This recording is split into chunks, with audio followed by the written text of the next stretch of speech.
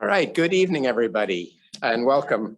I'm Peter Levine. I'm Associate Dean for Academic Affairs at Tisch College and a professor in political science and other parts of Tufts. And welcome to this evening's Solomont Speaker Series, which is the final one of this semester with civil rights activist and lawyer Sherrilyn Ifill, who's sitting over here, and I'm going to introduce her in a minute. Many people were involved in planning and supporting tonight's program, and this is a good moment to thank them, especially the co-sponsors, which is Tufts Civic, the student group, the Political Science Department, which is part of Arts and Sciences, and the Dean of Arts and Sciences, Jim Glazer, is right here, and the Tufts Democrats. So working with them, the partnership and the collaboration, and with Susan and Alan Solomont makes conversations like this possible. Tonight's speaker series concludes a semester-long theme. Kind of unusual for us to have a theme. The theme is the fight for democracy.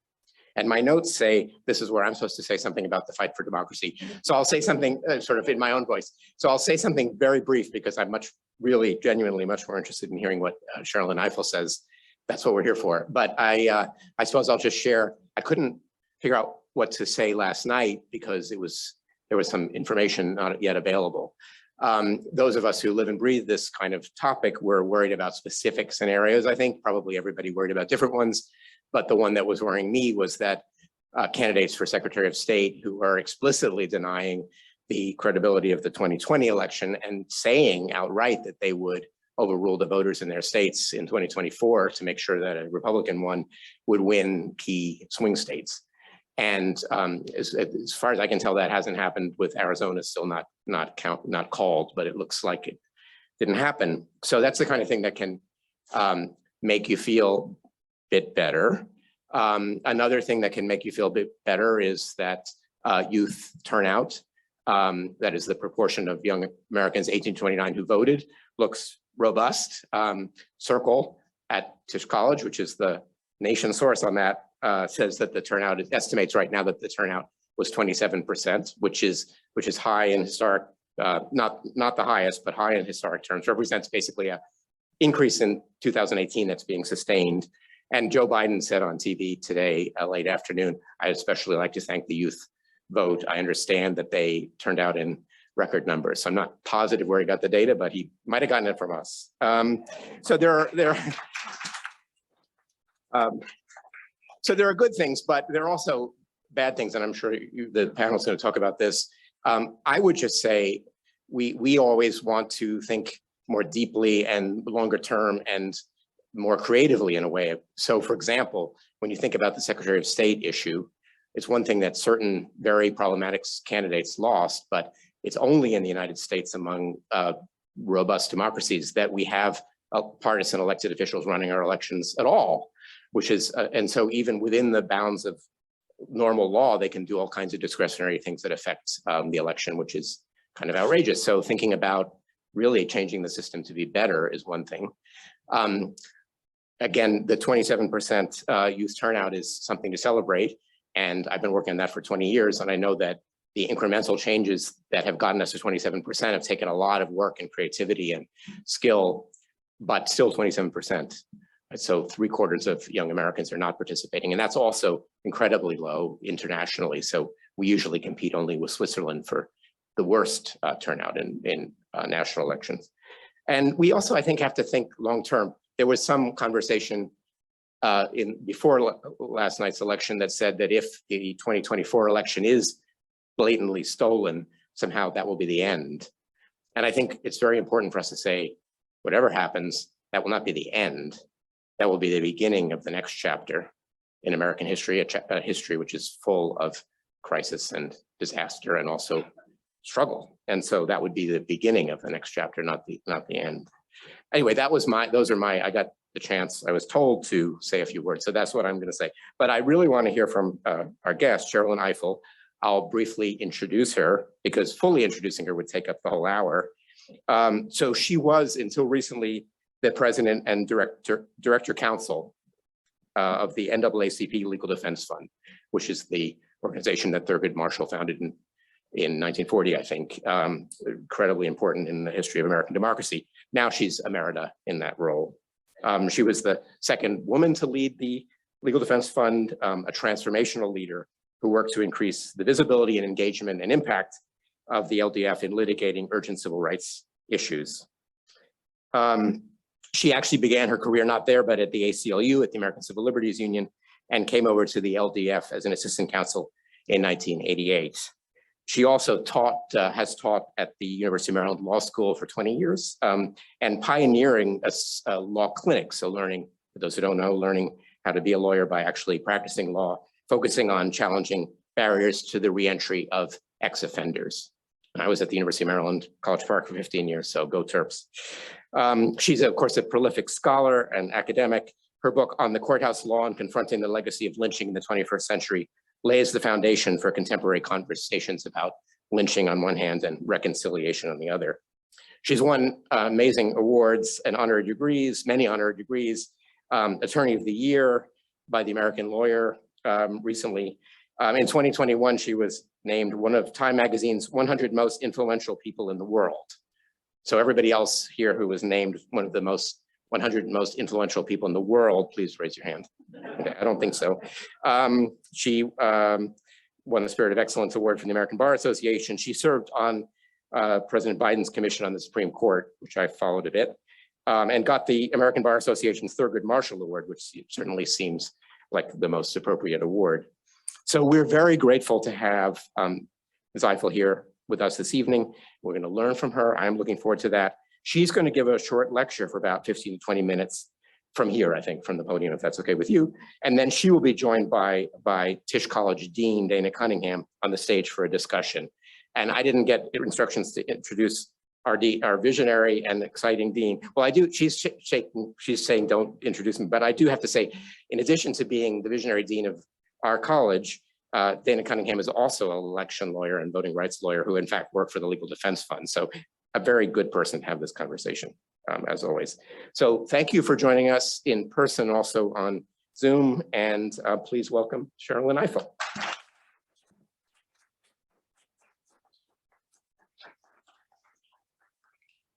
Oh, there's water somewhere. Oh, okay, great.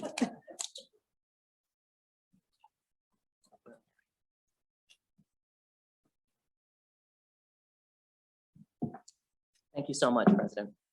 Thank you, Dean Cunningham, for inviting me. And thank you all for coming out on this evening. I know a lot of us are a little bit bleary-eyed because we were up late last night monitoring the election. And so it means a lot to me that you all were willing to come out this evening. It's very hard for me to turn down an opportunity to talk about a subject that matters so much to me and that really is my life's work. And it amazes me that as I was preparing to come, I didn't know the theme until really just a few days ago. And, and I thought, fantastic, because that's what I'm talking about. You know, that's basically the name of my talk, the fight for democracy. And so I was thrilled to hear that you all are grappling with and engaging with the issues that I think not only confront us, but that we are obligated and compelled to wrestle with at this moment in this country. I also love the name of the theme because, first of all, it reflects the fact that something has happened over the last probably 7 or so years that really had not happened in my lifetime before. Well, maybe when I was 9 years old or 8 or 9 years old and the Watergate hearings were going on. But that is this use of the term democracy as part of our everyday discourse. It's just not something that we have talked about in that way or been taught to talk about.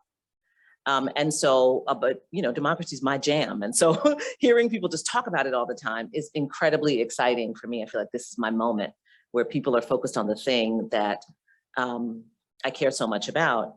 The second reason is because of the word fight, which is that at least for my generation, which is, you know, a slightly not quite post civil rights generation, but, you know, babes in arms, you know, at the end of the civil rights movement.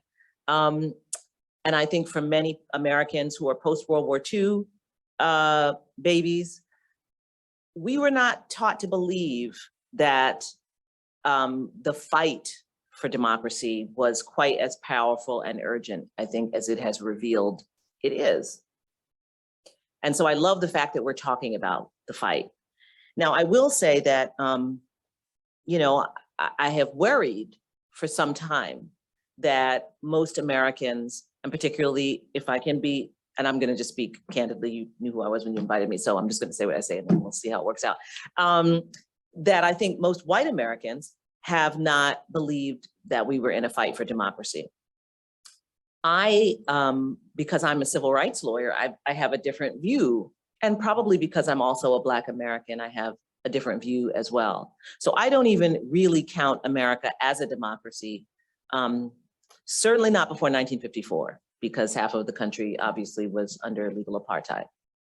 And I would say 1965, because if you basically are running a country in which people who are citizens are not able to participate in civic life, which was true for most Black people prior to the Voting Rights Act. Most Black people at that time lived in the South, and most Black people still live in the South in this country, by the way. We'll talk about that more in our discussion. And so I don't really count us as a democracy until really 1965. And so notwithstanding, you know, the bicentennial celebration when I wore my little red, white, and blue dress in elementary school, and all of the ways in which we think about our Constitution and our country and 1789 and Hamilton and all that stuff, you know, we had quite a lag. We had a moment where we could have become a democracy after the Civil War and after the passage of the Civil War amendments. But even then, women couldn't vote. Half the population was not allowed to participate. So we've been on a journey. And strangely enough, that way of thinking about our democracy as not really having begun until 1965 in earnest has been tremendously helpful for me in my work. And it's made me incredibly patient with this country because I don't see us as an old democracy. I see us as still finding our way. I think I call this, you know, a teenager, you know, that we're a teenage democracy. In a commencement address I gave in 2013. And I said, you know, and if you had teenagers, or if you were a teenager, you know what it's like, right? You have, you know, moments and days when you seem incredibly mature and wonderful, and then other ones where you throw a tantrum, and sometimes you have an outsized sense of your, you know, your own importance, your own skill. And so I think, you know, and you have growing pains, and I think we have growing pains. And so I don't feel, you know, people feel like throwing up their hands saying, you know, enough with America, we should have it together by now. I don't feel that way. I think we've just started to begin this process of trying to be who we claimed we were, but who we really were not prior to 1965. So that's a framing for me that is really, really important. But the other piece that's important is, how do we engage with the democracy, whether you believe it began in 1789 or whether you believe it began in 1965? What's our role as citizens in a democracy? And that's the piece that I'm mostly focused on these days. And how do you know when your democracy is in trouble? Do you know your democracy is in trouble because thousands of people are storming your Capitol and threatening to hang the vice president?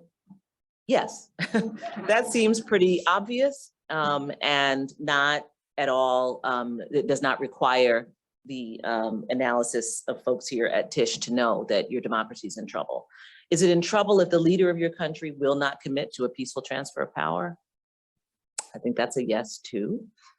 But I contend that our democracy has been in trouble for much longer.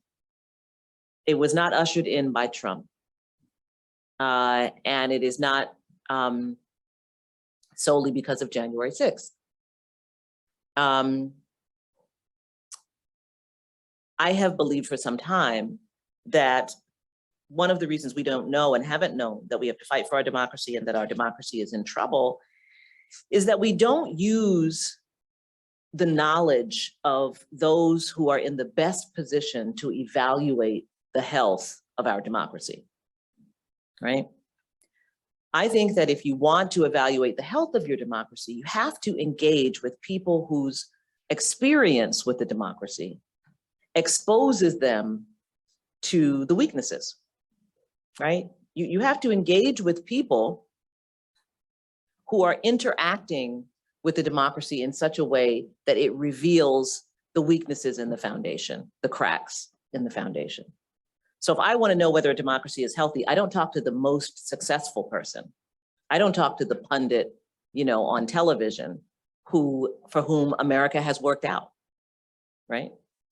And I'm one of the people for whom America's worked out as well. Part of the allure and passion for me in being a civil rights lawyer is that you, through your clients, have a lens on America that I think is important and is very rarely in the center of the conversation. And it's almost like it's ruining the party for everyone else to talk about what you see through that lens. So, I in that same commencement address in 2013 at NYU, our alma mater, I talked about civil rights work as democracy maintenance work. That's really what we do. That unlike the way I think it is conceived of and seen in this country, is that civil rights lawyers and activists are off over here trying to get things for Black people or members of the LGBTQ community or for women or for immigrants. I see it quite differently. I think that we are doing the work of tweaking and strengthening and evaluating and repairing and working on the strength and health of the democracy. And that if we were seen as democracy workers, rather than as special interests working on their own agenda, the information that we have from the lens of the communities of people that we represent would help people understand the ways in which our democracy is deeply flawed, and would help us understand how to evaluate and see the integrity of the foundation, right? Because if you're going to kind of evaluate the health of your democracy, you have to look at the foundation, you have to check it for cracks, just like you would do with your house. And I heard Isabel Wilkerson write about this in Case. I saw her write about this in Case, but I said it first in 2013. And I love her. But I did. And what I said was that it's like your house, right? When you check the foundation of your house or something's wrong, the roof or whatever, right? Sometimes you can just repair it. Sometimes it's like a crack and you spackle the crack and then you paint, the room and it's fine, right? And sometimes, you have to call in a contractor to do a little bit of work to shore it up. But sometimes the contractor goes in there and says, the whole foundation's rotten and we're gonna have to pull everything out and do it over. Right, and we're gonna have to rebuild it, or we're gonna have to put some new strengthening pylons in, right? We're gonna have to strengthen the foundation with new materials that can better withstand the kind of punishment that it's been taking, right? And I think that's who we are. That we're the contractor. We're basically telling you what the nature of the threat is.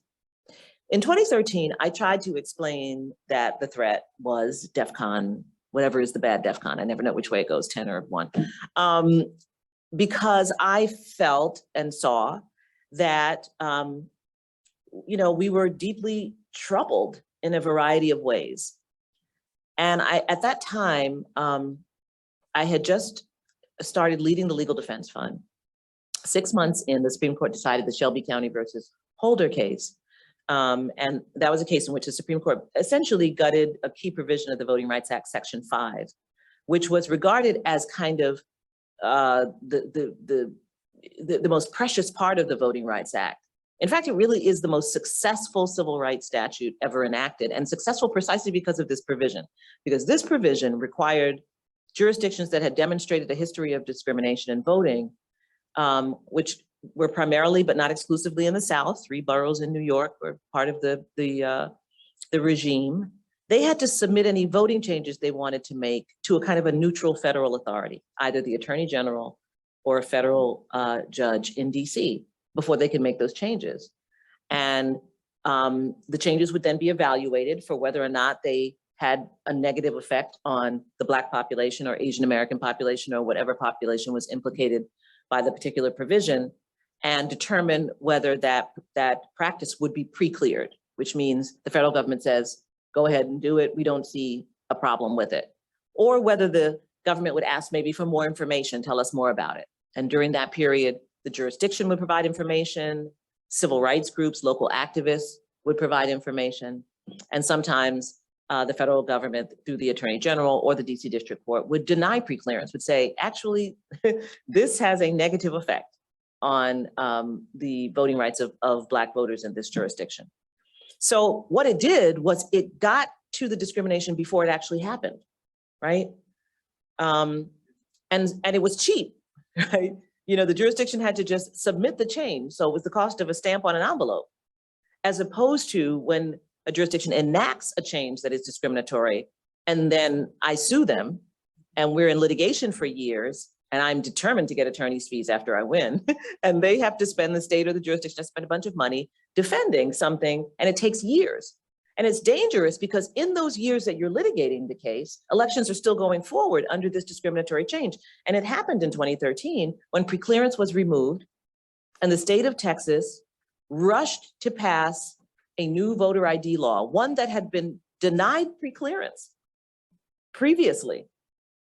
And this was, as you may have heard, the strictest voter ID law in the country. It was the one that forbade you from using all kinds of state IDs, including your state university, students using their state university ID. You couldn't use your tribal ID if you were a member of a tribe, but you could use a concealed gun carry permit. And so of course we challenged the law, and we did eventually win and settle the case and so forth, but the House, the Senate, judges in every jurisdiction, district attorneys across the state had all been elected over the course of the 4 years that we litigated that case.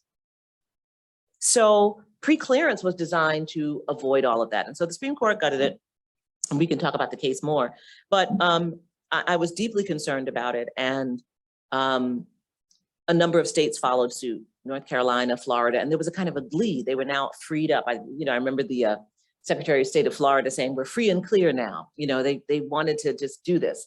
And so you probably began to see all this voter suppression stuff. In fact, you probably never even really heard the term voter suppression before 2013, 2014, 2015, right? When it was suddenly North Carolina. And then worse, it wasn't just North Carolina and Texas and southern states, it metastasized because now North Dakota said, well, you know, there had been a kind of regime of appropriateness around certain practices, election practices, that northern jurisdictions kind of adhered to as well.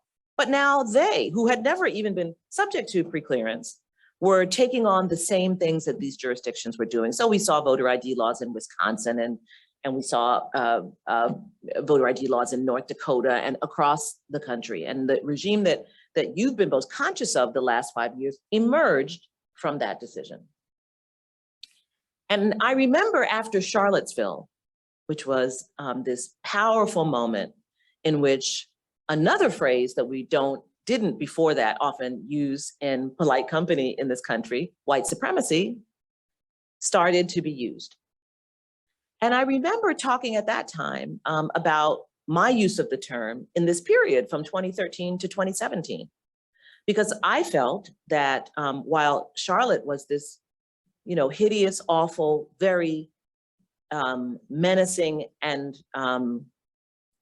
dispiriting, you know, presentation of white supremacy, I also think that an entire state legislature meeting, and as the federal appellate court said about the North Carolina voter suppression law, determining with surgical precision which voter suppression measures would most affect the Black community. That's white supremacy. When a legislature meets and decides that they want to keep their fellow citizens from voting, and in that case and in the Texas case, the trial courts found that these changes, and in Wisconsin, were intentionally discriminatory, meaning that the jurisdiction, the legislature that passed the law, deliberately passed the law to try to target Black and brown voters. And yet we didn't use the term white supremacy. We thought white supremacy was something that involved tiki torches and right. And so this is almost like the questions I was asking you earlier. How do you know your democracy's in trouble? Yes, when thousands of people are storming the Capitol and trying to hang the vice president, sure. How do you know that white supremacy is on the rise in your country? Well, there is a tiki torch march of, you know, people dressed in whatever is their new Nazi uniform, you know, saying awful things, wielding, you know, swastika flags and so forth. Yes, but it was also true before Charlottesville. And we should have been able to diagnose it and to see it if we were listening to the voices of people in the jurisdictions that I represent who were talking precisely about what these laws meant and what they were intended to do. And yet it didn't make it into mainstream conversation. In fact, to the contrary, certainly between 2013 and 2017, what people were saying was, we have a Black president. We have a Black attorney general. It's fantastic. Everything's great. The dream has come true. So we weren't listening carefully. And so one of the things about this moment that is both painful and also heartening is that we have been forced to listen by these extreme events that have taken place. And I have said that civil rights work can no longer be the domain of the few. That in fact, we all have to be part of this effort. And that what we're being challenged to do is to reimagine what it means to be a citizen. And I'm writing about this in a book called Is This America? And Is This America is the famous question asked by the great voting rights activist and daughter of Mississippi, Fannie Lou Hamer, when she appeared before the Democratic National Convention Credentials Committee on behalf of the Mississippi Freedom Democratic Party. And for those of you who don't know the story, Fannie Lou Hamer had been a sharecropper. She became an activist. She had a powerful vision and voice. She was beaten for attempting to register to vote, and you know, a beating that she never really fully recovered from. But she became a center of the voting rights movement in Mississippi. She's the best example of kind of authentic grassroots leadership. And fortunately, Bob Moses, who was you know, such a powerful civil rights activist, recognized that in her and allowed her to be an activist in the way that she was. So if Fannie Lou Hamer was going to break out in a gospel song, it encouraged people and it had power. In Mississippi, the Democratic Party at that time, the Democratic Party was the kind of white segregationist party during that period. And it did not allow Black people to participate in primary politics. So the Mississippi Freedom Democratic Party was the creation of a multiracial group of voters in Mississippi who decided that they would create a delegation to challenge the regular Mississippi delegation at the Democratic National Convention, with the theory that they had followed all of the rules, and they very carefully studied and taught themselves and followed all of the rules to create their delegation, and that the regular delegation was actually in violation of the rules because they did not let Black people participate in the primary process. And so the Mississippi Freedom Democratic Party came to Atlantic City in 1964 to say, we are actually the legitimate, we're the real representatives of Mississippi Democrats. They are not. And of course, the Democratic Party and Lyndon Johnson, who was running for election, I guess not re-election, because he had only served out the expired term of President Kennedy at that time, did not want this challenge to happen. No party does want a challenge to happen at the convention. She was permitted to speak, and she spoke incredibly powerfully, so powerfully that when President Johnson saw her speaking on television, he hastily assembled a news conference so that he would draw the press away from covering it. And she described her experiences in Mississippi, in Sunflower County. And she described the beatings that they suffered, and she described the way in which Black people were just trying to live as first-class citizens. And the rhetorical flourish that she used was, she said, "Is this America? I question America. Is this America where we have to sleep with the phone off the hook because people harass and terrorize us and so forth?" And so the book is called that because it's about the lens, right? The question was obviously rhetorical. Is this America? It is America. And the question, of course, is, what is the America that so many Americans don't know about? And why shouldn't America be alarmed? And in that room at the convention, shouldn't America be alarmed that a poor sharecropper from Mississippi appears to know more about America than all of the well-qualified, suited politicians assembled? We've experienced this ourselves in the last 10 years with the exposure of police violence against unarmed African Americans, something that Black people have lived with our whole lives and for a century.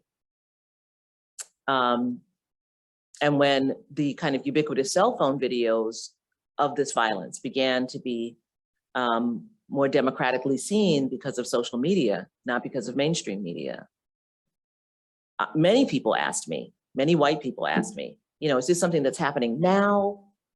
Is it that we're only seeing it because of the cell phones? What is this phenomenon that seemed to be happening?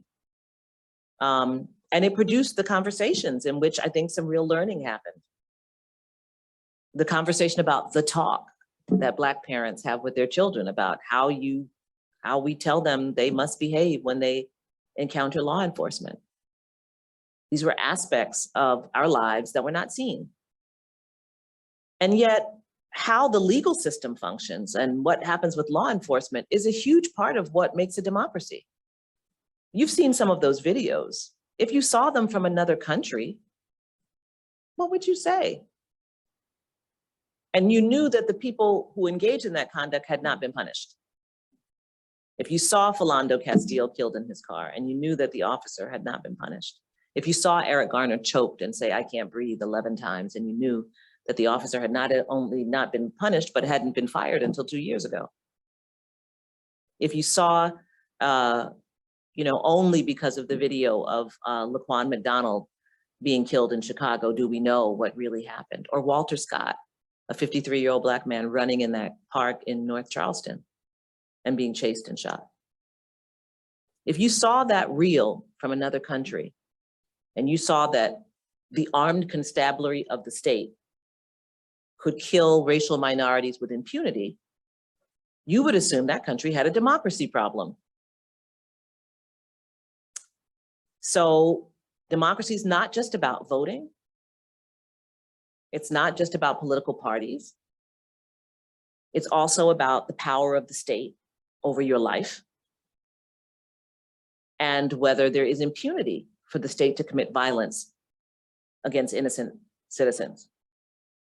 So all of these are the places of diagnosis that we have allowed to go on. And then we arrive at this moment and we are kind of, gobsmacked that things seem so off the rails. When I think about countries that have problems with their democracies, they look increasingly in terms of rhetoric and often in practice, very similar to our country. When you think about minority rule and what the elements of minority rule in South Africa were, hyper segregation, law enforcement out of control and without impunity, an education system that educates Black people one way and white people another. I mean, all of these things are happening. So it's a fight. And as I said earlier, the reason that I'm encouraged is because I do believe we are very young. And I believe something else that allows me to feel encouraged and excited about the work.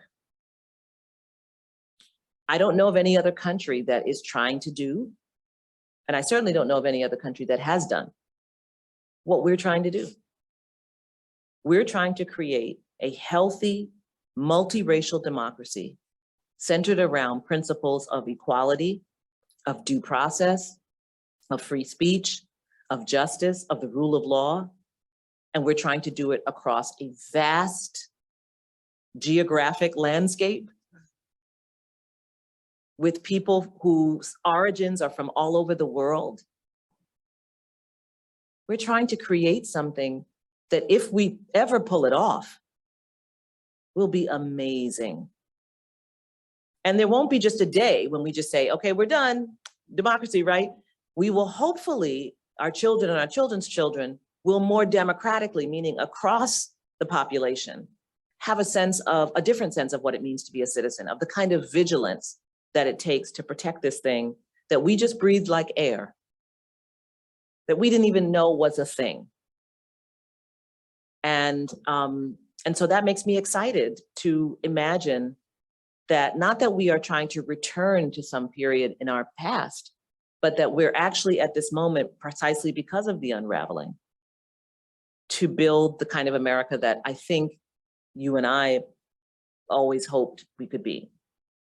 So I'll stop there.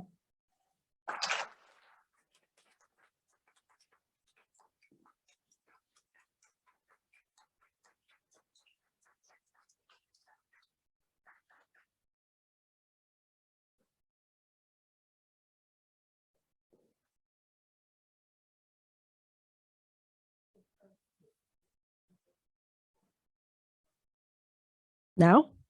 Okay, great. So I just have to say, it is so great to be in a conversation with you again, Sherrilyn. So we worked together at LDF as voting rights lawyers, and your talk just got me right back to my roots and my beginnings, my pathway to this place here now. And so I just wanted to say, from a personal, heart level, thank you for that. You talk about Black experience and the importance of paying attention to people who have experienced the failures, but this sensibility of both recognizing that we are a teenage democracy and being excited about the possibilities is another piece of Black sensibility, which is sort of Black joy and Black hope. And, that we could have endured these experiences and still feel hope. And so if you would just touch on that for a minute, how do you think about that? How has that informed your pathway professionally and in your work?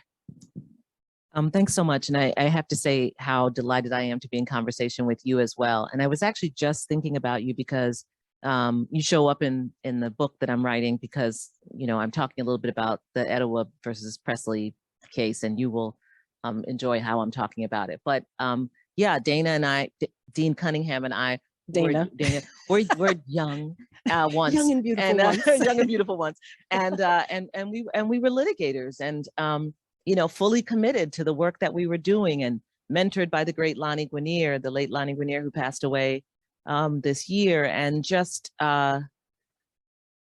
really was an experience that just can't be. It is life shaping. It is absolutely life shaping. So, but I love that question that you asked. I guess I would say that, and I wrote something 2 days before the election that I posted on my Substack.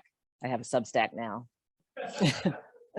I say that because I'm sure you don't know, I didn't either, but with Twitter looking dicey, I figured I should do some other things too. So I now have a Substack. And so I wrote an essay about what the election meant to me and about what it means for our voice.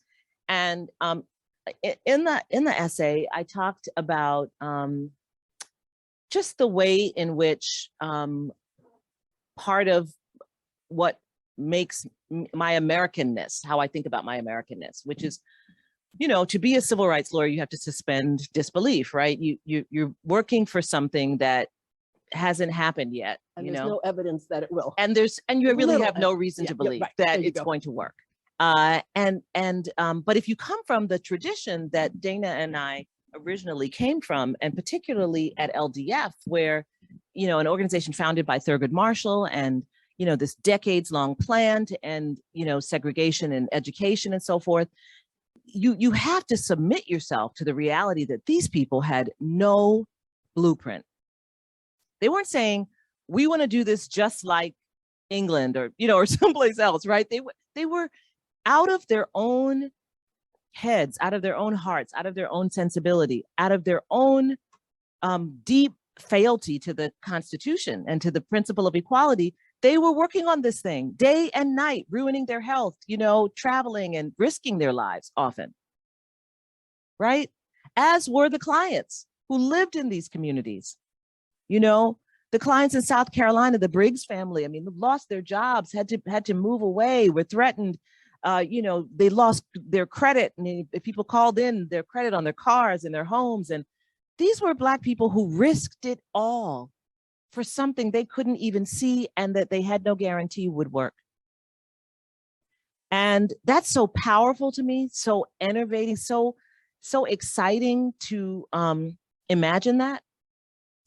And we have a little bit of a blueprint because they did have some success, right?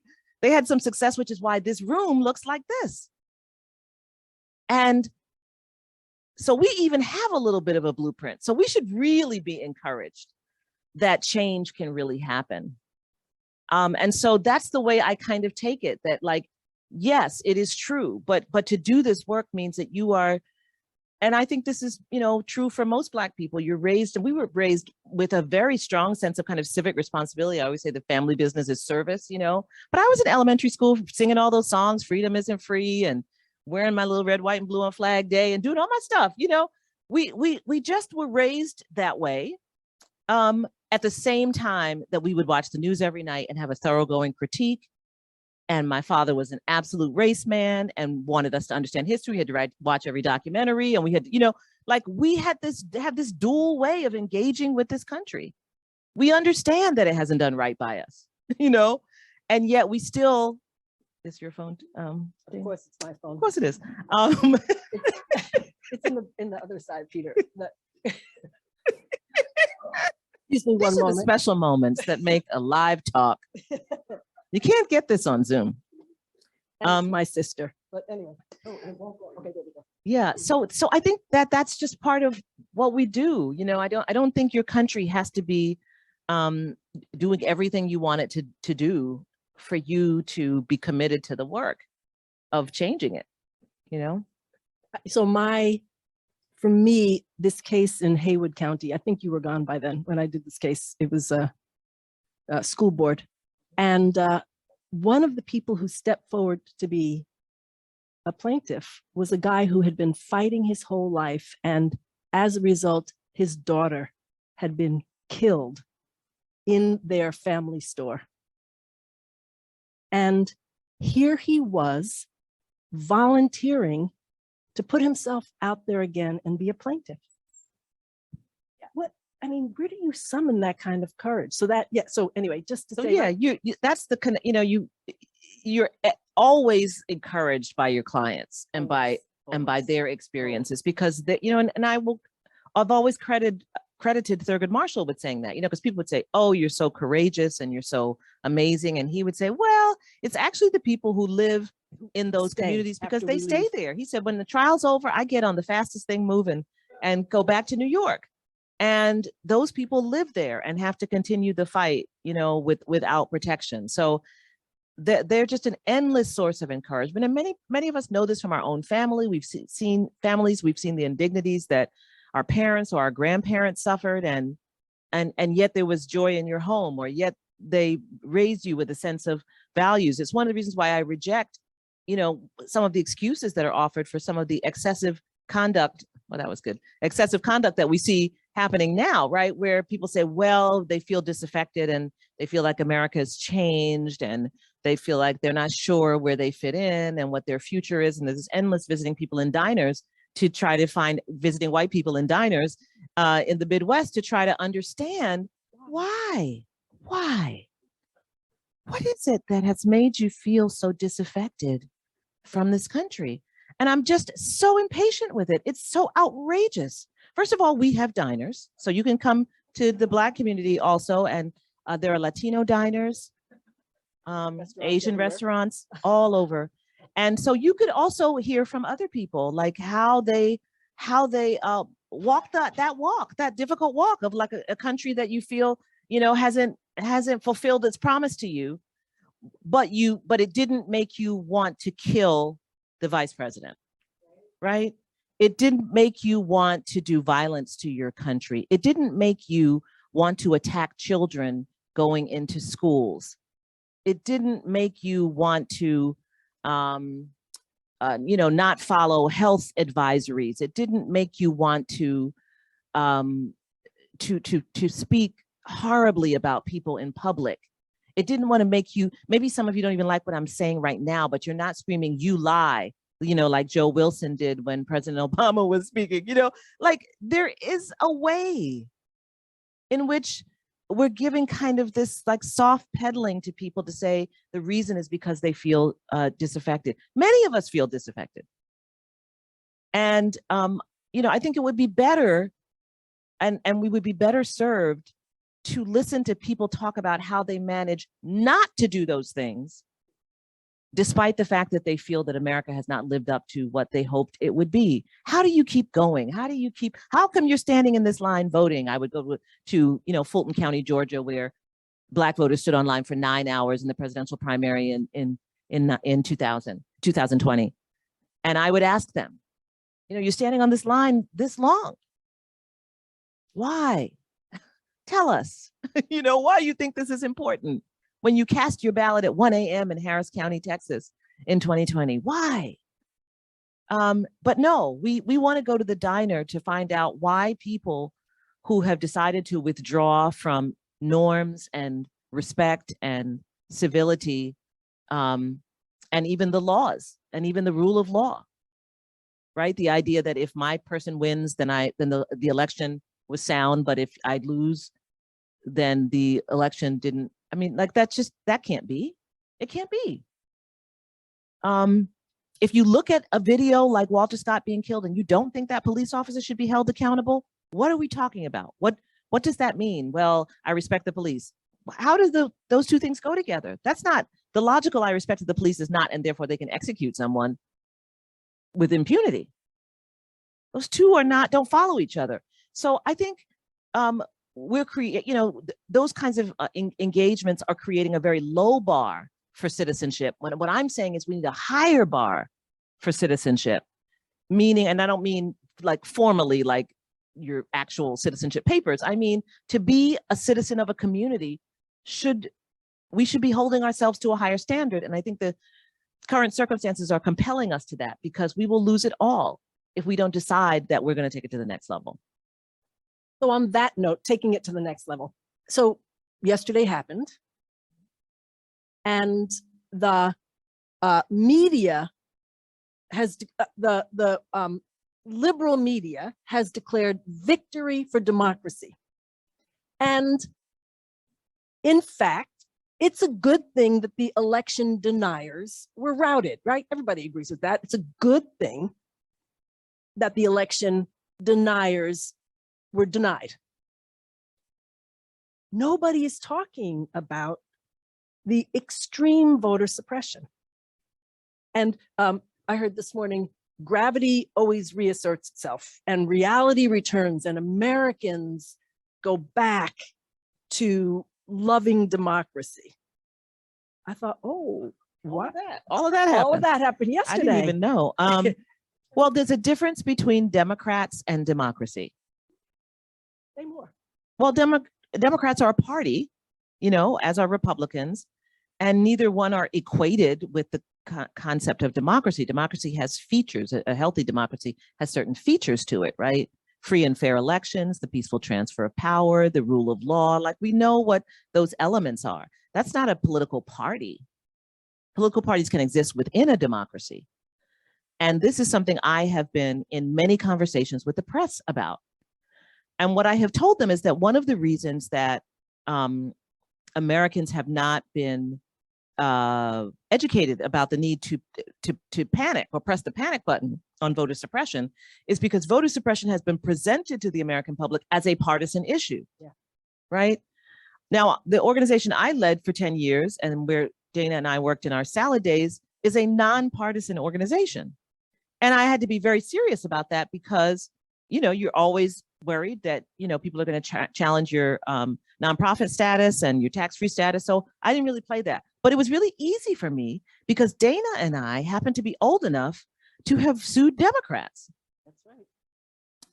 If you're engaged in some violation of the Voting Rights Act, we will sue you. So I believe we sued President Clinton when he was governor of Arkansas at least three times, as I recall. Okay, three times. Because he was governor of Arkansas and Arkansas had discriminatory voting practices and we had to sue. We did indeed. We regularly sue at LDF Governor Bell Edwards, governor of Louisiana. He's a Democrat. We've sued the mayor of New York, the governor of New York. It doesn't matter, right? Voting rights is not about whether or not we like one political party or not. And this doesn't always endear us on Capitol Hill, by the way, right? Because Democrats feel like, yes, but we're all the same. And I had this conversation with Eric Holden. He's like, you don't think people see you and see a Democrat? And I'm like, no, not really, actually. When I'm in a Southern court and I'm making my claim for democracy, for voting rights, they're going to see us next week on a death penalty case, and the week after that on a school segregation case, and the week after that on a housing discrimination case. We're not there to run an agenda for any party. So the reason that the news is coming out that way is because that has been the shorthand for the mainstream media, is to funnel the whole idea and conception of voting rights through the lens of partisan politics, because that's what they know. And they're playing to their expertise rather than to the truth of what the American public needs to understand about how we protect our democracy. And that makes me crazy. So I tell them all the time, I said, you're not telling the truth, because it's important for Americans to understand that when they see a particular political outcome, that it is the result of racism, which I think we all have some feelings about, right? When even Governor DeSantis is standing on the stage last night, being crowned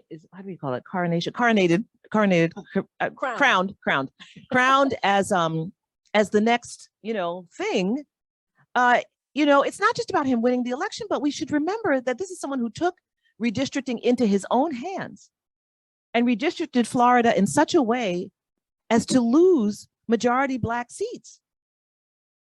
On purpose. And so if you're not presenting it that way, you're presenting it as just Republican DeSantis really did something for the Republican Party, then people just turn off because it's like, oh, partisan politics. They all do it, both sides, all the stuff. So when you bury the lead and you don't talk about the racism of it, it's a problem. We're talking right now about the who's going to have power in the House, right? Will Nancy Pelosi still be the speaker? Will it be Kevin McCarthy? We think, the Republicans have won, but there's still a path, there's all this stuff. And if the Republicans have the House, by how many seats do they have it? As though the Supreme Court didn't just stay 2 cases that would have added 2 additional seats that would likely have been won by Democrats because they were majority Black seats, one in Louisiana and one in Alabama, in which trial judges found that the redistricting maps that were created were discriminatory and needed to be changed. And the Supreme Court stayed those decisions and basically said, you go ahead and you'll have your discriminatory election, this 1 year, and then we'll see, we'll have to make the decision. They just heard an argument in the Alabama case, so we'll get a decision sometime this year. But in the meantime, that district doesn't happen. And so there are all these conversations happening on TV tonight, but they won't be talking about the fact that something very important happened. That 2 districting schemes were decided, were reviewed and determined by federal district court judges, actually it's 3 judge courts, to be in violation of the Voting Rights Act. And the Supreme Court allowed this to go on while it considers these decisions. So that's what I mean. I think there's a way in which, and that's an important piece of the democracy element, having a free and fair press that informs the public is a key part of any democracy as well. But the press also has a job to do. And when they bury the lead, when they hide and they filter the news through the account or the framing that feels most comfortable for them and that plays to their expertise, but doesn't give the public the information that it needs, then we're going to get what we see, which is people kind of not understanding where did this all come from, this voter suppression, and thinking they both sides do it. And all of the things that we hear are a result of people not getting the information they need, which is critical to the kind of citizenship I'm talking about and critical to any healthy democracy. Thank you for that. So you and I could keep at this and, Jess, and we may, if we're not stopped, stop us before we kill again. So do we have time for questions? Is that, okay, great. Questions?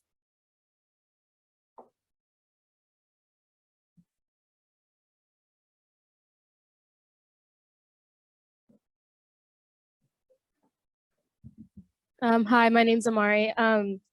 I just have one, I'm going to sit back down though. I just have one question. You were talking about cultivating Black joy and there still being hope. I just want to know, how do you sustain yourself in your work?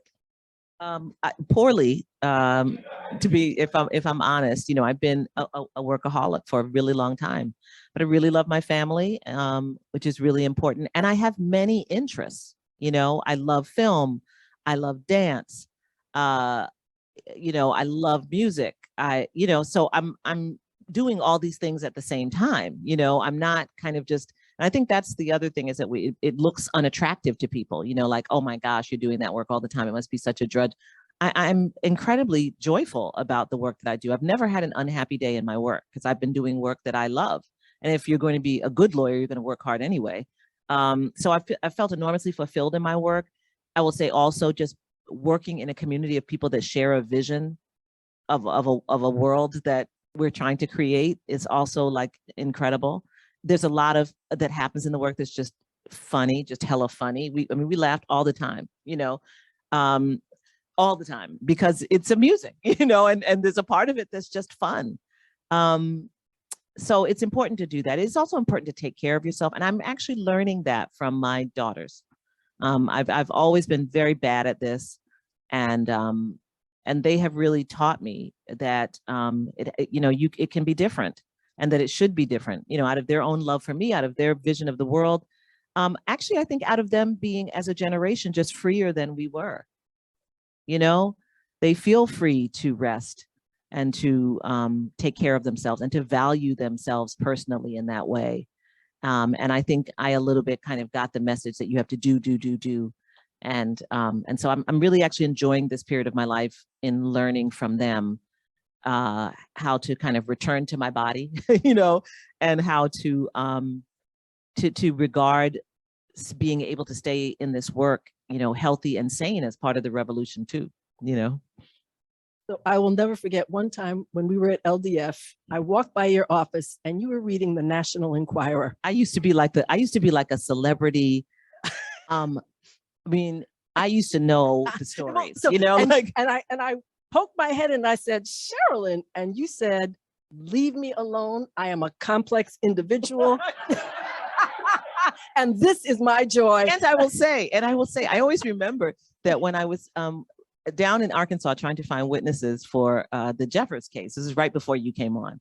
And I, was going around with Ella Hugh Gaylord. You may remember him. I do. And we were going from, house to house, little trailers and shacks, and trying to find witnesses for the case. And, and I always remember it was an incredible icebreaker when I would walk in and they would have the stories on, and I'd be like, well, what is Victor doing now? I used to know. I'm talking about soap operas or stories that used to be on in those days. And I would know what was, we would start and they would say, girl, that Ashley, she's, and that would kind of be the icebreaker for, so I always say that to LDF lawyers, don't get too far away from your clients. We have lawyers on staff. I don't have a TV and I don't have, well, your clients do. You know what they're talking about? You know what they're watching? So I always believed that it was important to just be accessible and be a human being. And also it makes this work more attractive, to not make people think that you have to be an egghead, which I never was. I mean, we just try to be as real as we can be. And like, nothing makes me happier, those of you who follow me on Twitter, than like an awards show, So I'm tweeting about the Constitution, voting rights, democracy, but Soul Train Awards, I'm in, and I think it's important just to be a human being and to not make people feel like I love Premier League soccer, like football, that's what I watch. I love baseball. I like, so those are things I'm a sports hound. So those are things I care about. My jam is home decorating magazines. what I I will mean? just say, You yes. see? yes. More questions? Over here.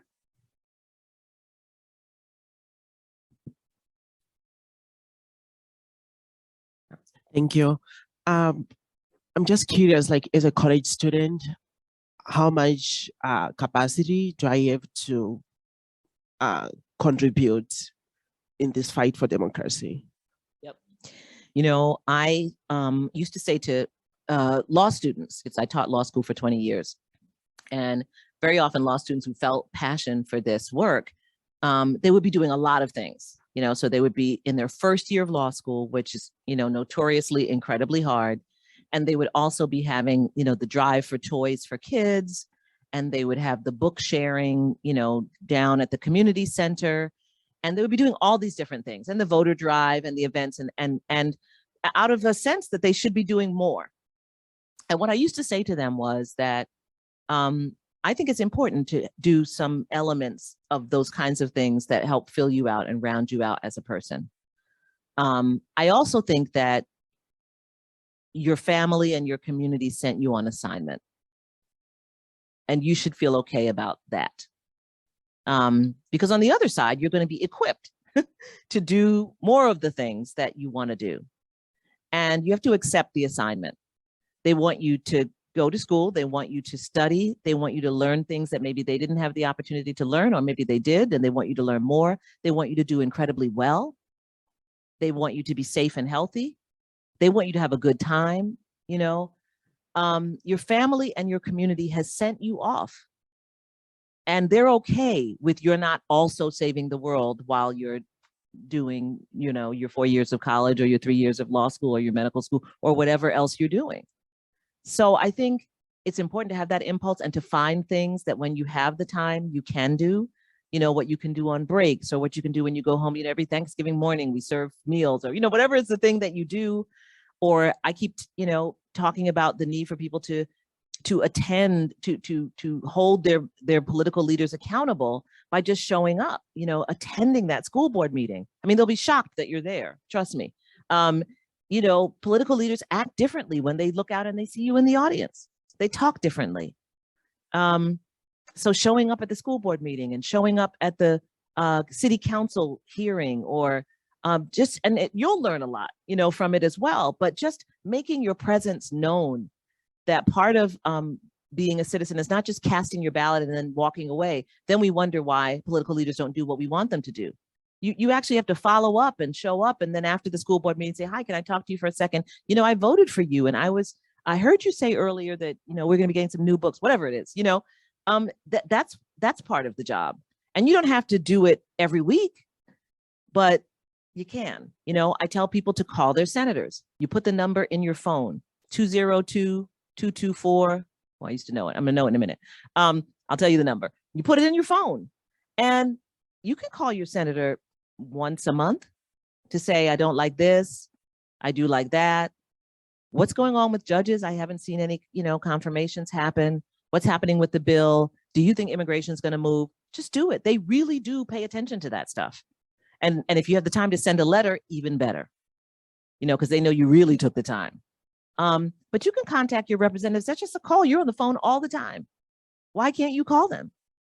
So I think there are these, you know, we think we have to do this big thing where we have to save the world, when in fact, what you just have to do is the part that you can do in whatever circumstance that you're in. And there's so much they don't hear from their constituents at all, for the most part. And when they do, it's not about these, you know, the democracy issues. They're hearing from groups, you know, they're being met by, you know, Planned Parenthood and, you know, but individuals who are saying, you're my congressperson.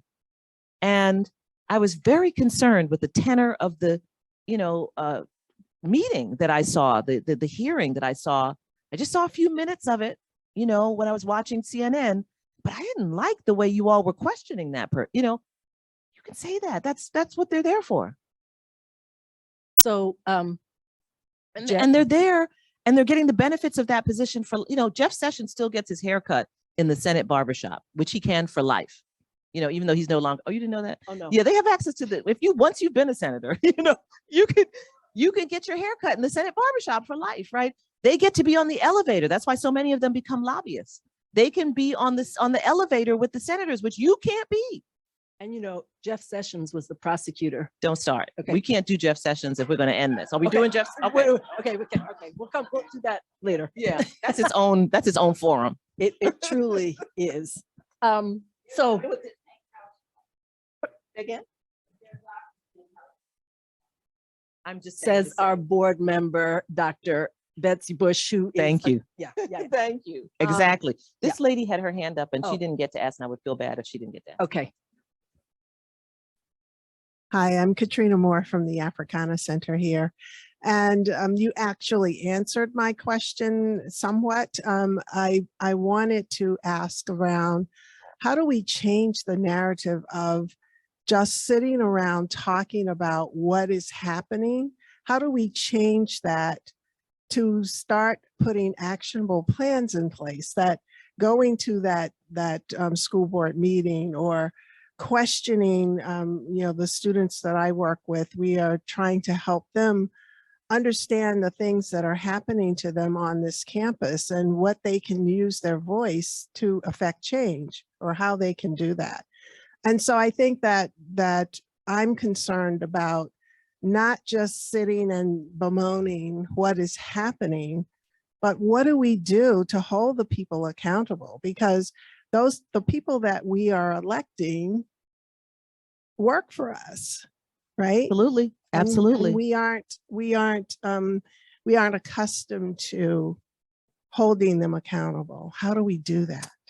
So I always say there are three things that I want people to do. And I know that, people are told to vote all the time and to make sure they register to vote. But, and I say this, I go down to Selma every year during the, commemoration of Bloody Sunday. And, I always figure the audiences I'm talking to are mostly people who probably are going to vote, right? Or are registered or have voted or somewhat engaged, right?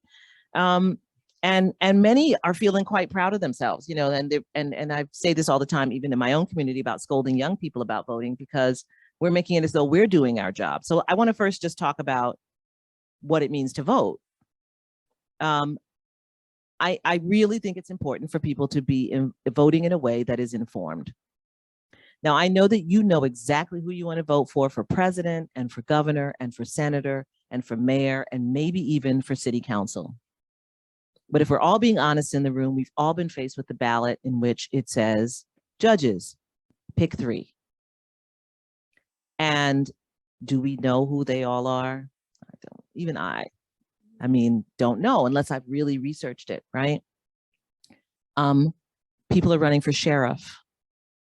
Sheriffs have enormous power around immigration. They're the people who evict people. There's this whole weird so-called constitutional sheriffs movement of sheriffs who believe that they are only the true law enforcement officers in the country and that they have the right to control elections. And this is a growing movement aided by the Claremont Institute and other places. But most of us don't know who the candidates are running for sheriff. School board, only now that school boards are being taken over by people who want to say what children can read and not read, and what teachers can teach, and what words you can't say, and what history students shouldn't know because, God forbid, it may make them feel uncomfortable or have feelings of shame or guilt, which is the essence of developing empathy, which is precisely what they want to cut off. That's a dangerous project in a democracy. Empathy is its own tool, and I say to people all the time, I read the Diary of Anne Frank when I was in 6th grade, and I felt shame and guilt. I didn't do anything, but I felt shame and guilt as a human being, right? That this could be happening to other human beings. That's how you build empathy for people who are not like you. And that's what they want to cut off. That's why they don't want our children to read all these things. So we didn't pay attention to school boards. So you should, before the election, be on ballotpedia.org. And ballotpedia.org, you put in your address and it will bring up your ballot, and it will have explanations for everything, including your ballot questions. I mean, in Baltimore, we just legalized marijuana in Maryland just now because it was a ballot question, right? And were people prepared for that? Those ballot questions are often the money to fund your library or to fund public pools. And we don't read those things before we get into the election booth. So people end up skipping them because they're really long. And it takes a lot of time and people are like, gotta go. So I encourage people this year to get on Sunday. I put it out there. Today's the day to read, to go on Ballotpedia, read all the questions, make your decisions. And Ballotpedia very nicely will like explain what it means. It's like it gives you all the language and then it says, this will determine whether the Court of Appeals has 7 or 9 members, right? It will tell you what, and so it'll summarize it for you. So one, let's try to do some informed voting and stop showing off because you voted and putting your sticker on when you know, first of all, you didn't vote in all the elections because you didn't know 3 of the judges. So you were like, let me just pick the one I know, right? Or you just voted because they had a D next to their name or R next to their name, but you didn't actually know anything about them. So let's stop making ourselves like we're so much better than everybody else because we voted. We didn't really vote like we mean it. Okay, so number one, let's get ourselves together. So that's first. Second is the accountability piece, which is what I was just talking about, which is showing up and making these people, know that you're there in some meaningful way, which could be calling them, it could be showing up at meetings, it could be writing a letter, it could be tweeting at them, putting their handle. They really get upset about that because then they're fully on blast, and so you have all these ways of convenient ways of communicating with your elected officials. And the question is, do you do it? And if we're honest, most of us do not do it. So accountability is absolutely key. And then it's engaging with your community around what you learned, from this particular candidate or the other. I've been kind of haranguing Black churches on this as well about, the week before the election. This is, mostly pre-COVID, but also now, suddenly when you come into your church, if you go to a church that's predominantly Black, and you'll see 2 or 3 white people sitting in the front pew. You say, well, who are these people? And they're candidates who's found the Lord and they have come in. And we're always very nice and we receive them and the whole service, sometimes there's a laying on of hands. I mean, it's very elaborate. And so, but I have been challenging, in my own denomination, it's the AME denomination. I said, you got to stop being a cheap date. If they want to come on Sunday, tell them, yes, you can come on Sunday, but you have to come on Tuesday night for a candidate forum that we're going to have here in the church. And we want to hear, the ideas and the platform. We're nonpartisan. We're not, putting our finger on the scale. We're inviting your opponent as well. And we want to hear, right? So don't let them just come and do this photo op, which is what it is. Use it as an opportunity to get your community educated about what these people stand for. So we have to become more like aware of our power. I'm a Delta. Hello, Soros, if you're out there, because I was made an honorary Delta. And so that's, and the Deltas have been great at this. They have an incredible reach and power and to hold candidate forums. Create your own questionnaire for the people running for district attorney. Where do you stand on this? Where do you stand on that?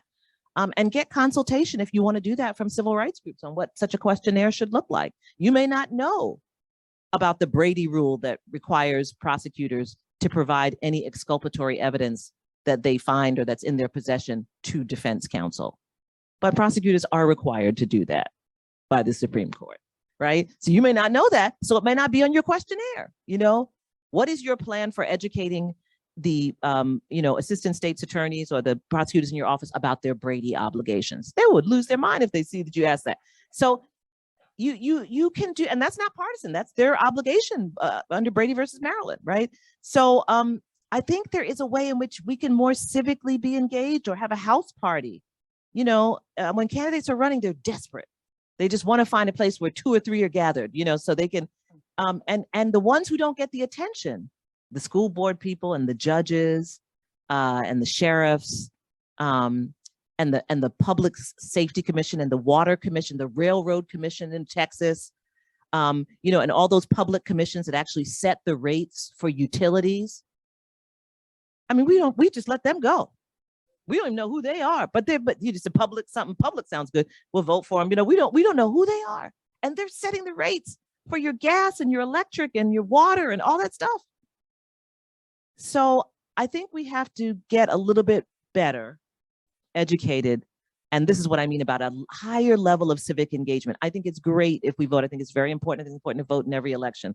But if you're not doing the whole ballot, if you're not doing the ballot in an informed way, if you're not then following up by finding out what folks are doing, or at least sharing with them your views, and if you're not creating opportunities to compel them to have to talk to you, then you're not quite doing the whole thing. So I think there's more that we can do in that regard. And you can do it here at your school as well. You know, that this group would like you to come in and share your vision of whatever. They would love it.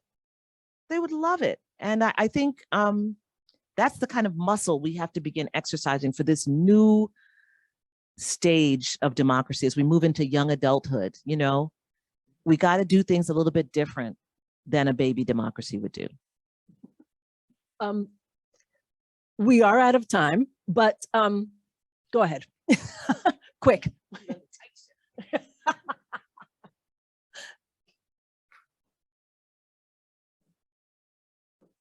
Thank you for letting me ask my question, and thank you for being here. My question is on education, and what role will education play in building the new democracy, for building new citizens, and what has education failed to do now that has gotten us to this point? Okay, 2 minutes. This is not a simple question, and you know, education is the key. You know, many people know that the Supreme Court ended legal segregation in education in Brown versus Board of Education, and so they know that. They know that the court essentially said that you know, separate can never be equal. But they don't pay attention to the other thing that the Supreme Court said, that the Chief Justice said in that unanimous opinion, which is that education is the very foundation of citizenship. The very foundation of citizenship. So it's at the center. And I think that that failure in our democracy is a huge part, is one of those legs on the stool of democracy that is super shaky. Now, I know that there are people who have simplistic, what I regard as simplistic bromides for what we need to do in education. You know, the religious leaders say we need prayer in the schools, you know, and I always say, well, when we had prayer in the schools, mostly what folks were praying for in the South, where they very often talk about this prayer in the schools thing, was that we wouldn't show up in their schools. That was the principal prayer. So I don't know that that's the thing. There are people who say, well, we need return to civic education, but we had civics education precisely when we were segregating, right? Precisely when we were treating people, fellow citizens as second-class citizens. So obviously we need something quite reinvigorated, and we need a population that can think critically. And that's why I'm so concerned about what is happening with books and so on and so forth. And I just can't leave without talking about Dobbs and about women and bodily integrity, which is a critical right for every person in a democracy. And this is a very serious moment indeed. And, you know, people are also saying, great night for reproductive rights last night. And, you know, the Supreme Court's not off the hook for this. You know, this is a very, very serious matter, including how it was done. But if this doesn't wake people up to what can happen, because the truth is the rationale that was used to strike down Roe versus Wade and Planned Parenthood versus Casey fully undercuts Griswold and the right to contraception, fully undercuts Loving versus Virginia and the right to marry who you want to marry, and Obergefell. So if you think that it cannot happen here, you are sadly mistaken. It truly can. And so when I say that we have been driven to this moment where we have to be doing it differently, it will happen in phases, but it will come to you for sure, for sure. And even if it doesn't come to you, but it comes to your neighbor, right? If you've ever read accounts of Nazi Germany, you know that's how it started. I saw my neighbor dragged out. We didn't say anything. We didn't know what was going on. He was always really nice. We always spoke to him, but now, right? That's how it starts. So I hope that we feel this urgency, and I hope that we have the courage of the people who came before us, who made our lives possible, and that we have a measure, not even the full measure, just a small measure of their courage to try to create something that our children and our children's children can inherit, that will make them look back at us and think that we were worthy of living in a democracy. So thank you, Sherrilyn Ifill. I just want to say, this is the Tisch College of Civic Life, and you are speaking our language. This is what we do 24/7, and it is just such an honor and a privilege to have you speak with us. I want to just take a second to shout out to our comms and events team, Jess Burns, Shanley Daly, I don't see you right now, and of course, Jen McAndrew for a wonderful event. And of course, our amazing photographer, Sherrilyn saying, don't forget the photographer, Alonzo. We will let you go. Thank you all for being such a great engaged audience.